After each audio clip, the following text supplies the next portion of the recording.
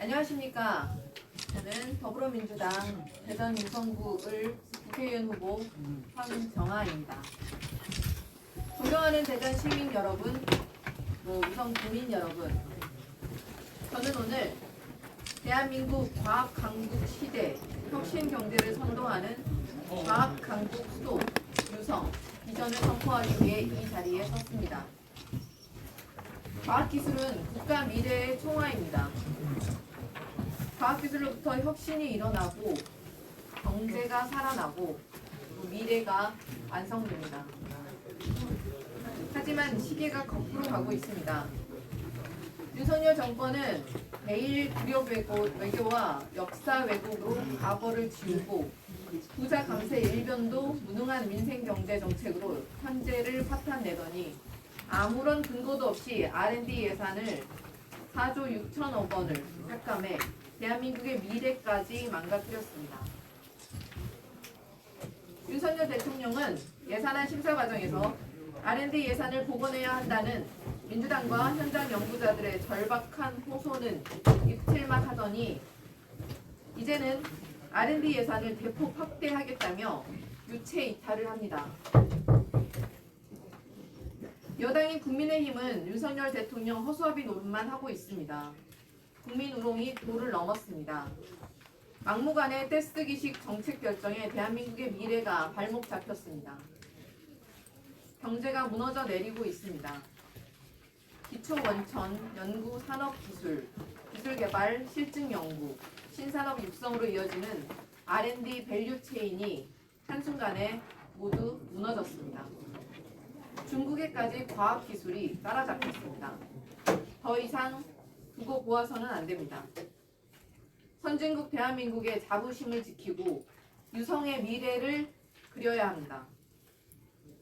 준비된 과학기술, 현장 전문가, 저 황정아가 과학강국 수도, 완전히 새로운 유성, 비전을 통해 윤석열 정권이 망가뜨린 국가의 미래를 바로잡겠습니다. 대한민국 과학강국 시대, 과학강국의 수도, 유성의 청사진을 그리겠습니다. 첫째, 대한민국 과학강국 시대를 위해 R&D 예산의 국가 예산 5% 이상 투입을 법제화하는 R&D 예산 목표제를 도입하겠습니다.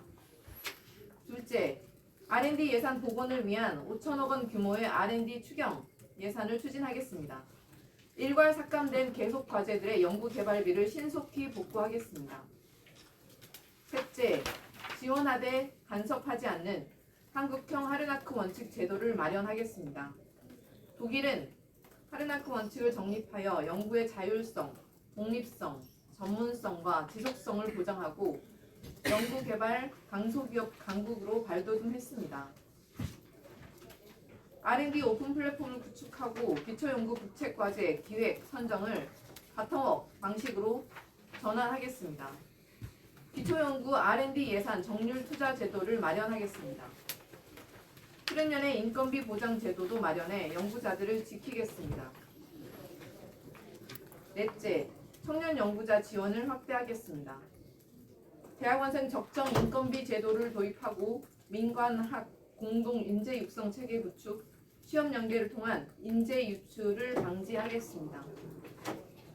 다섯째, 과학기술부총리제를 신설해 과학기술의 위상을 다시 높이고 연구개발, 기술혁신, 거버넌스를 새롭게 구축하겠습니다. 저 황정아가 시민들과 함께 만들 과학강국 대한민국의 그 중심에 우리 유성이 있을 것입니다. 첫째, 과학강국 수도 건설을 위한 입법 과제를 추진하겠습니다. 지방자치권 강화, 규제 특례, 연구개발 지원 방안, 실증화, 사업화, 테스트베드 구축, 과학기술 기관 유치 근거를 담겠습니다. 둘째, 사천에 뺏긴 우주항공청의 연구개발본부를 신설해 유성에 유치하겠습니다. 과학기술, 우주항공 전문가로서 우주항공 클러스터를 완성하고 대한민국 우주시대를 열겠습니다. 셋째, 연구개발 인프라, 초격차 기술이 유성의 경제를 살찌울 수 있도록 나노 반도체 국가 첨단 산단, 안산 국방 산단 조기 구축에 나서겠습니다. 넷째, 카이스트 의대 신설을 추진하고 의사과학자를 육성하겠습니다. 다섯째, 의사과학자, 나노 반도체 국가 첨단 산단, 첨단 바이오 클러스터를 연계해 대한민국을 대표하는 K 클러스터인 바이오 나노 테크 클러스터를 구축하겠습니다. 존경하는 대전 시민 여러분, 그리고 유성 구민 여러분, 무능하고 무도하고 무모한 윤석열 정권은 국민의 호소를 듣지 않습니다. 입틀막 정권의 태도는 선고로 심판하지 않으면 바뀌지 않습니다. 유성의 발전을 책임져 온 저희 민주당에게 힘을 모아 주십시오. 준비된 과학기술, 현장 전문가와 함께 대한민국과 유성의 미래를 그려주십시오. 시민 여러분들과 함께 과학 강국 수도 완전히 새로운 유성 반드시 완성하겠습니다. 감사합니다. 네, 그러면 지금부터 기자님들에게 질의응답을 받겠습니다. 질의하실 기자님께서는 소속 언론사 명과 성함 말씀하시고 질의해 주시면 감사하겠습니다. 정무의 조건인데 그 과학기술부 총례를 신설한다는데 그 없는 것과 있는 거의 그 차이점이 뭐예요? 과학기술 부총리 제도는 기존의 과학기술부 과학자들이 얼마나 더 높이 의사결정 위치에 있는지 하는 문제에 있어서 중요한 결정을 한다고 생각을 합니다. 부총리로서도 지위를 과학기술 전문가가 부총리급으로 격상함으로써 의사결정에 굉장히 참여할 수 있게, 깊게 참여할 수 있게 하는 제도로서 의의가 있다고 생각을 하고요. 현재 과학기술 수석 그리고 그 밑에 비서관 정도의 지위로 지금 과학기술에 대한 의사결정이 이루어지고 있는데 그것보다 훨씬 더 높은 위치에서 또 보다 높은 의사결정 위치에 과학자들이 참여할 수 있게 되었으면 하고 바라고 있습니다.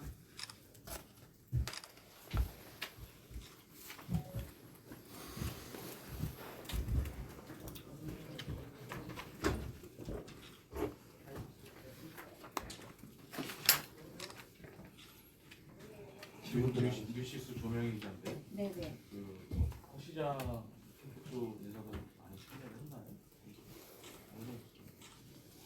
네, 하태경 전 시장님께서는 저한테 이제 모든 물리적, 화학적 결합을 통해서 전폭적인 지원을 약속하셨고요. 그리고 캠프에서 일하셨던 많은 분들이 저희 캠프의 물심양면으로 도와주고 계십니다. 그래서 현재 이제 조직이 어느 정도 갖춰져 가고 있는 상태고요. 아직은 부족합니다만 서서히 더 준비해 나가겠습니다. 거기에 이어서 두 가지 여쭤보는 게 지금 말씀하신 대로 공약은 연구단지 과학에 관련돼서 지금 나와야 되는데 그 지역이 과학에도 50%지만 일반 서민들 주민들이 있는 그 유권자들도 있거든요. 그 두 가지를 어떻게 융합을 해서 정책이나 이런 것들이 지금 발표가 되는데 앞으로 그런 게 있겠지만 과학에 대해서는 이렇게 말씀하시고 그쪽에도 따로 일반 사람들 대상으로 공약이나 그런 거 계획하고 있으신지. 당연히 준비하고 있습니다.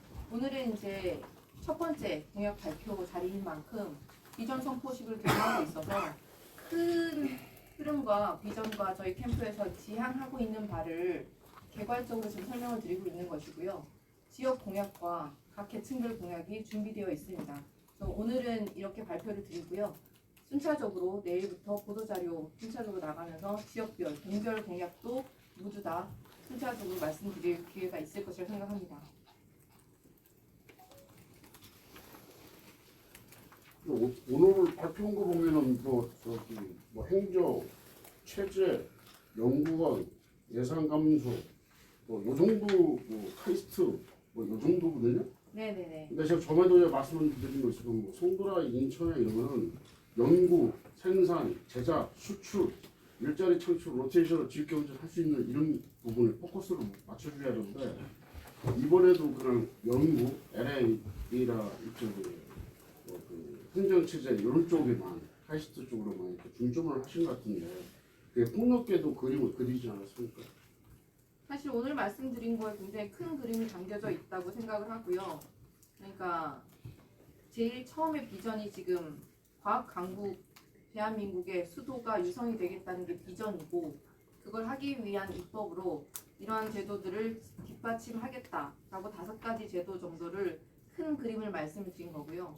상세하게는 세부 자료가 다 준비가 되어 있습니다.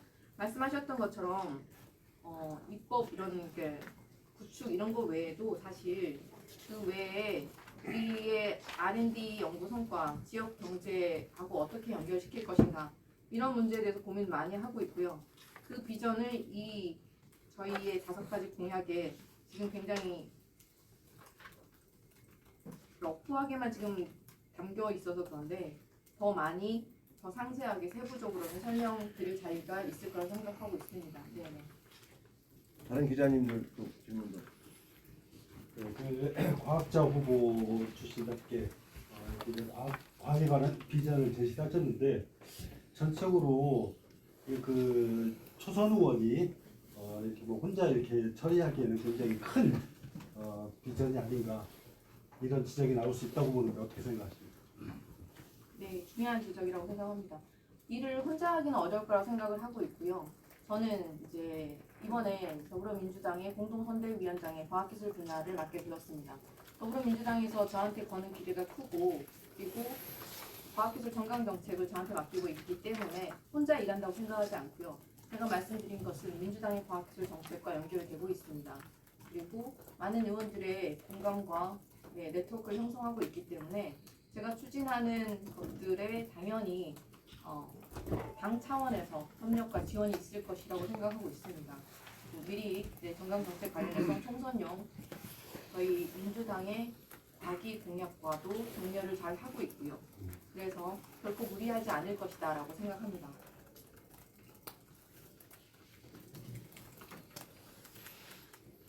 하나만 더 할까요?